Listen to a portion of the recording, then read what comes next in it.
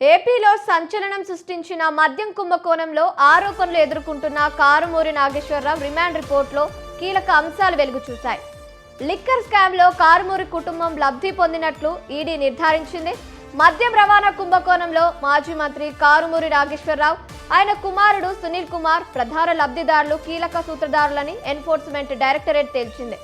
ఇప్పటి వరకు చేపట్టిన దర్యాప్తులో 18,9,00,000 మేర మనీ లాండరింగ్ కు పాల్పడినట్లుగా ప్రాథమికంగా నిర్ధారించింది. అందులో కొల్లగొట్టిన సొత్తులో 11,95,00,000 నగదు కుటుంబ సభ్యుల ఖాతాల్లో జమ చేసినట్లు ఈడీ అధికారులు రిపోర్టులో మెన్షన్ చేశారు.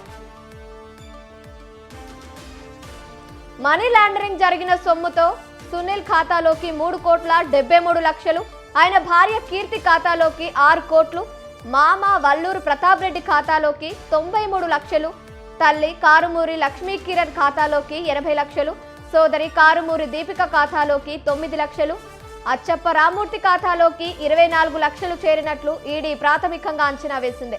విలాసవంతమైన వాహనాలు, ఖరీదైన వాచీల కొనుగోలు, పుట్టినరోజు వేడుకల నిర్వహణ, విమాన ప్రయాణాల ఖర్చులు, పొలిటికల్ ఫండింగ్ కు కారుమూరి అక్రమ సొత్తును వాడినట్లు అధికారులు గుర్తించారు.